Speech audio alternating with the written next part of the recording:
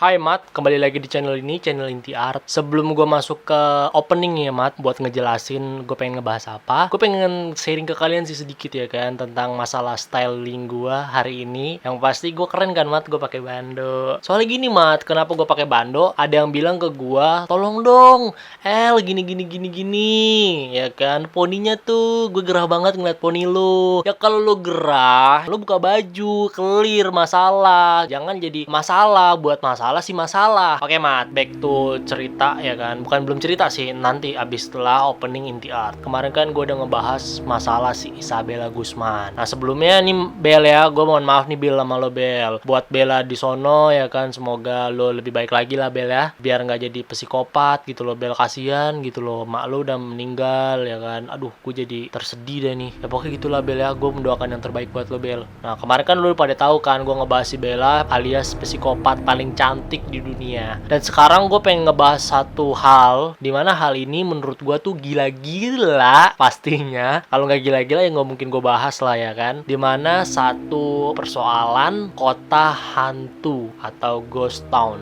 lebih tepatnya kota zombie sih. Soalnya nggak ada penduduknya, itu jarang banget di situ Mat. Gimana sih kota zombie ini tuh bisa ada ya kan? Tetap di belajar yuk.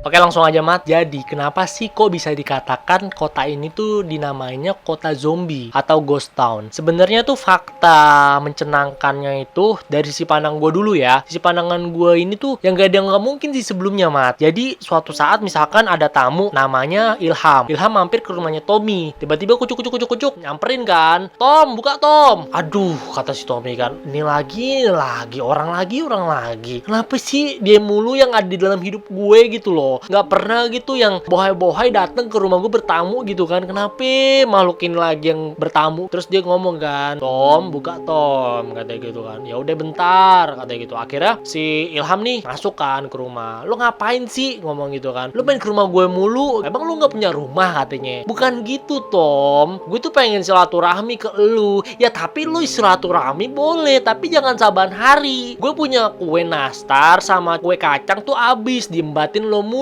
Ya udahlah, nggak apa-apa sih, lo kayak nggak pernah kenal gue aja. Ya mungkin hubungan antariksa alias masalah tetangga ya mungkin jadi kayak gitu kali ya kan. Ya kita nggak ada yang tahu semua. Atau bisa juga karena kedinginan di sana, mungkin bisa jadi kan.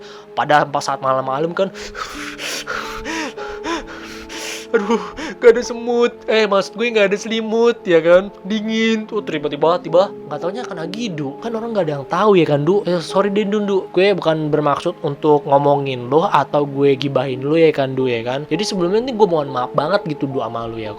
Oke Mat, lanjut ke faktanya. Sebenarnya fakta di sini adalah kota zombie ini tuh berdiri pada tahun 1948, di mana kota ini tuh terletak di California, bukan Kalijodo. Gue nggak pernah ke Kalijodo ya Mat, jadi lo jangan mikir yang aneh-aneh Mat. Di satu sisi, kenapa sih terletak di California? Ya gue nggak tahu, emang begitu asal usulnya ada di California. Terus ada yang nanya lagi nih, misalkan, Mat, lu nggak ke California sih buat ngecek kebenarannya? Ya gue gimana mau ngecek Mat di sono? Gue aja pertama nih paspor nggak punya, tiket gue juga nggak ada, visa nggak ada. Ya kalau misalkan ada yang mau donasiin gitu ke gue, ya boleh, ya gue nggak nolak gitu loh. Tapi kan sekarang posisinya gue nggak ada yang donasiin Mat. Nah di satu sisi fakta lainnya itu sebenarnya kota zombie ini nih atau kota hantu ini tuh terletak di 33 km sebelah utara. Penduduk di sana tuh bilang katanya waktu itu SMS sih ke gue, SMS. Nah SMS ke gue, dia bilang katanya gini, Mat, kota zombie ini sekarang udah nggak pernah ditempatin gitu loh, atau misalkan udah sepi lah. Kenapa emang, katanya gitu kan. Gue nanya nih, kenapa emang? Ya karena di sono tuh udah ada dipagerin gitu loh, dari sudut ke sudut. Tapi di satu sisi kemudian nih setelah dipagerin, staf keamanan sono tuh untuk mengecek gitu loh, apakah ada terjadi something hal atau misalkan ada hal yang tidak diinginkan. Ya pasti lo mikir kan, kok kenapa sih di sono itu udah dipagerin tapi masih dijaga sama staf keamanan? Ya pemikiran gue itu sama kayak lo Mat. Ya siapa tahu Mat, di sono ada yang ngepet, kita nggak tahu. Atau misalkan ada yang lagi gerakan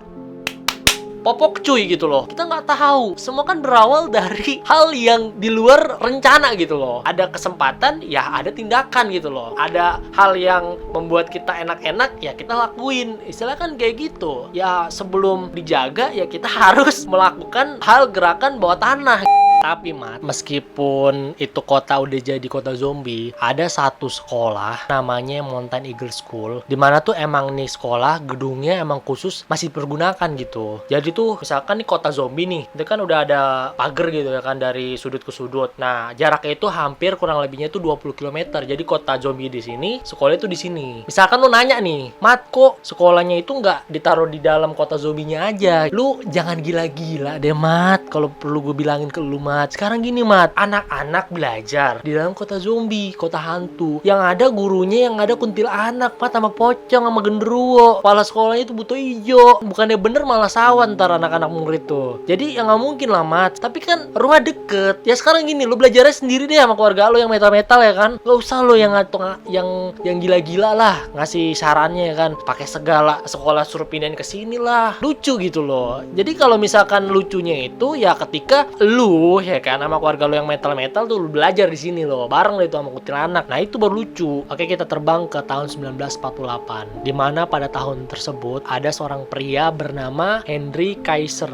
Siapa sih Henry ini? Henry adalah seorang pria atau pendiri dari Kaiser Corporation. Kaiser Corporation sendiri bergerak di bidang biji tambang. Kok tambang ada bijinya sih? Yang gue bahas emang biji tambang Mat. Dari sumber itu emang seperti itu. Tulisannya biji tambang, bukan biji lo. Jadi masalah biji lo ya urusan lu, bukan urusan gue, oke? Nah jadi Mat, singkat cerita ini, dulu tuh sebelum masa jayanya ini, sesudah masa jayanya itu sampai 4.000 populasi. Dan sampai ada ngebangun tuh dalam sebuah perusahaan itu bangun rumah sampai 400 buat tinggal karyawannya. Nah jadi sebelum kita masuk ke kok bisa jadi 4.000 populasi jiwa, 400 rumah, itu gimana sih ceritanya? Jadi ceritanya pada saat itu awalnya ada seorang, ya pertama-tama kan masuk kan nggak mungkin dong perusahaan itu langsung besar kan, pasti jadi kecil dulu kan. Ada seorang karyawan masuk nih ceritanya, namanya kita sebut aja Nurdin lah. Nurdin ngelamar kerja nih sama bawahannya si Henry, bilang kucuk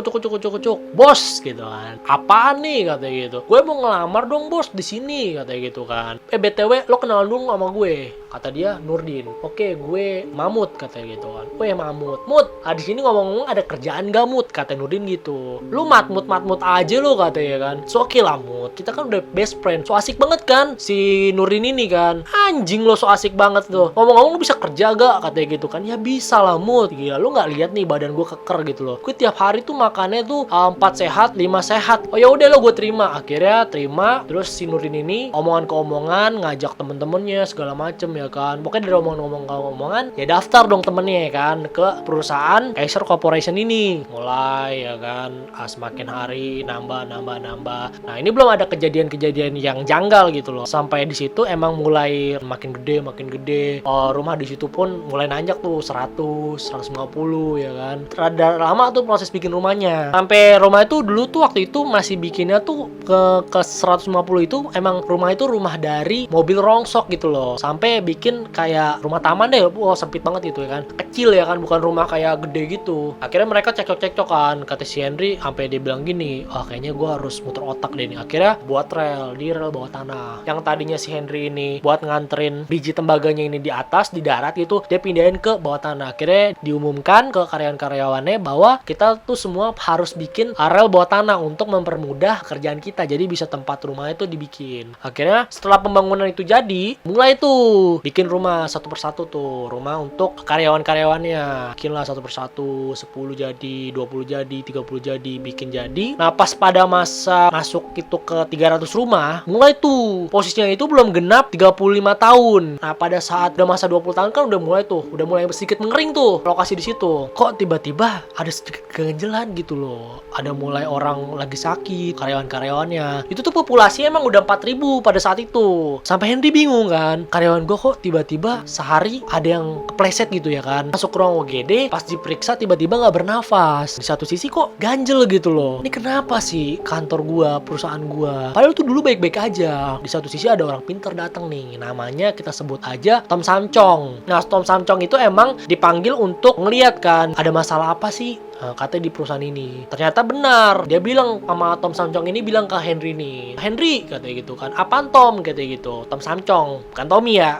Jadi gini Cong, manggilnya kan Cong aja kan, lebih enak gitu loh biar gak ketukar sama Tommy. Jadi gini, gue melihat di sekitaran sana, di sekitaran sini katanya gitu kan, mungkin karena efek pembangunan yang lo bikin Hen, di pembangunan bawah tanah. Yang bener lu Cong katanya gitu, beneran Hen, gue mana bohong sih sama lu, karena dia udah temen deket nih mungkin ya, karena udah akrab banget lah, so asik gitu ya kan. Akhirnya ngobrol-ngobrol, terus gue harus gimana? Ya lu mau nggak mau nih Hen, lu harus tiap korban yang jatuh kepleset tiba-tiba mampus, nah lu harus kubur nih mayat-mayatnya di tempat rel tersebut. Bingung dong si Henry ini, yang bener lu Cong, itu kena hak asasi manusia Cong, tar gue Cong kata gitu. Lu mau nggak perusahaan lo ini tuh lancar jaya makmur? Ya mau sih Cong, tapi kok emang gak ada cara lain? Nggak ada, lo pokoknya ikutin masukan dan kritik saran gue gitu loh. Ya udah akhirnya diikutin kritik saran dia mulai tuh jalan setahun 2 tahun, ganjil ke 5 tahun, kok makin gak beres gitu loh. Gue udah ngedengerin sarannya dia, terus si Tom Samcongnya juga udah hilang kontak, lost kontak gitu kan. Tapi apakah gue dibegoin, apa gue makin pinter gitu loh, apa gue yang pinter, kata si Henry gitu dalam hati kan. Kayaknya nih si anjing nih bohongin gue, kata ini temen gue bangsat katanya gitu kan. Udah tuh terus bohongin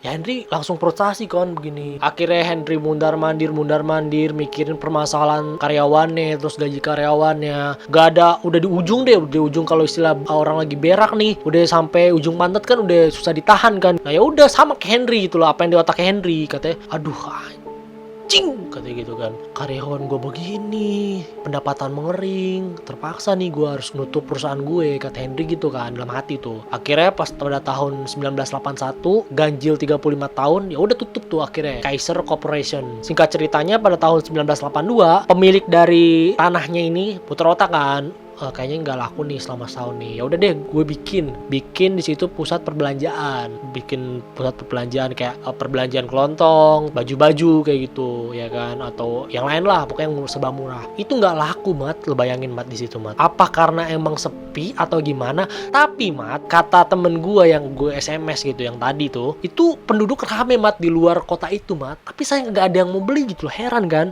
Terus sampai mikirin otak tuh, gue udah bangun nih perusahaan tapi kok nggak laku gitu loh, tempat jualan kelontong gue. Udah tuh bubar, bangkrut, dibikin lagi kan. Kayaknya gue punya ide deh, harus nyewain di tempat orang-orang yang direhabilitasi, mungkin karena kecanduan gitu ya kan, karena kan duitnya banyak tuh. Coba, tapi tetep Mat, yang dateng disewain gitu ya cuma beberapa orang doang. Ya mau nggak mau kan bangkrut gitu loh, sampai ngurus koki segala macem biar dapat makan nyediain gitu ya kan, bangkrut lah mau nggak mau kan. Kira udah tuh sama yang punya tuh tanah diklasin gitu loh. Nah segitu sih Mat ceritanya Mat, dari kenapa bisa jadi kota zombie atau ghost town.